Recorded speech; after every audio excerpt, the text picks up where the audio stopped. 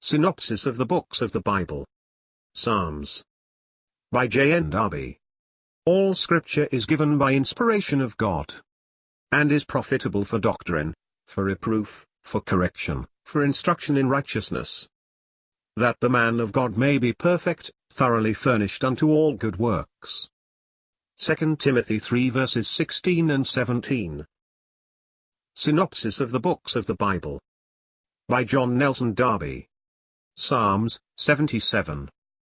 Spiritual deliverance and restored confidence. In Psalm 77 we have spiritual deliverance and restored confidence. He cried with his voice to God, and God gave ear to him.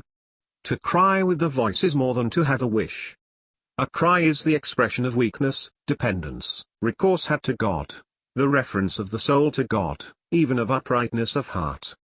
In the day of trouble, it was not merely complaint, irritation, anger, but I sought the Lord, Adonai, not Jehovah. His first thought was whether the Lord would cast off forever, verses 7 to 9. For here he, as often remarked in the Psalms, is going through the process which led to the statements of the first verses. See note 1. In verse 10 he judges himself in the thought and remembered those years in which the power of Jehovah, the covenant God of Israel, the Most High of the fathers, was displayed. Compare the remark, verse 5. The way of God is always and necessarily according to his own most blessed and holy nature, and understood in the secret place in which he makes known his thoughts to those in communion with him. His way is according to that place, in which he judges his people according to his present relationship with them. Hence the place of the interpreter, one among 1,000.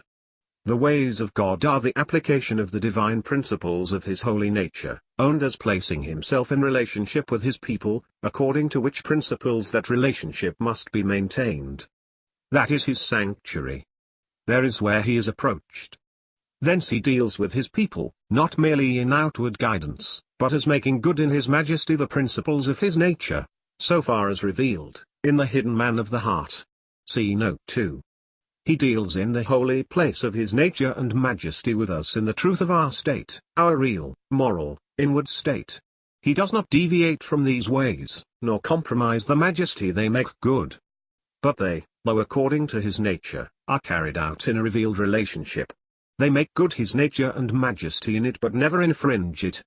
Man in relationship with him must suit himself to it, must walk in his inward state with him in it. But God, if he deals according to it, purifies him for it, shows the evil, hides pride from man in order to bless him but makes good his own majesty.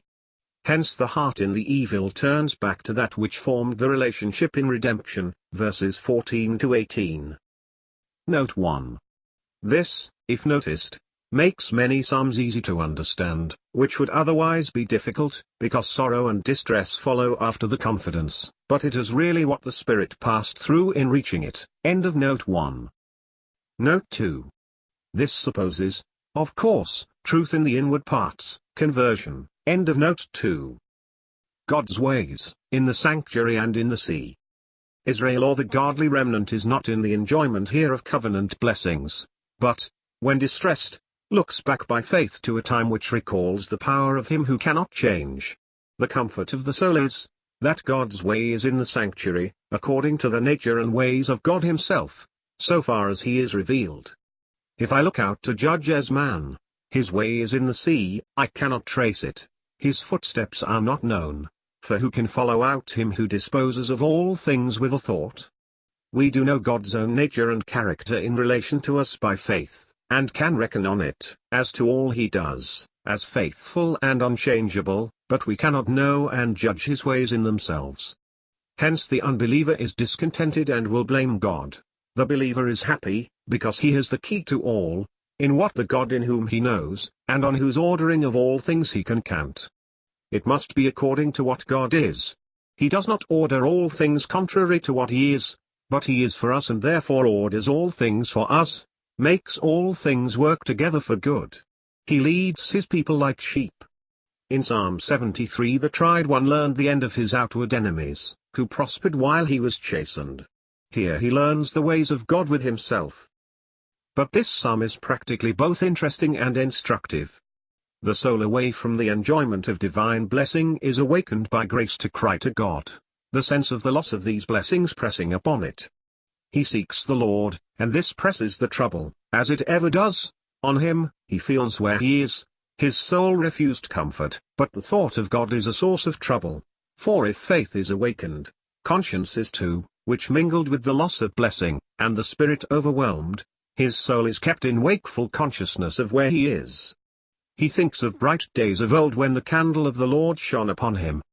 Had God given him up, forgotten to be gracious and shut up his loving kindness in displeasure? Can he think that God has given him up, and he one of his people? This brought God himself into his mind. How could it be all over with him? It was his own infirmity, and he turns back to the years of the right hand of the Most High. He remembers Jehovah's works.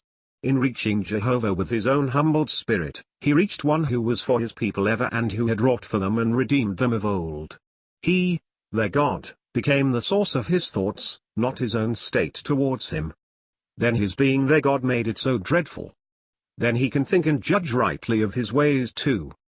They are in the sea not to be tracked by man's foot, but in the sanctuary always according to his nature and character, and accomplishing his purposes in good.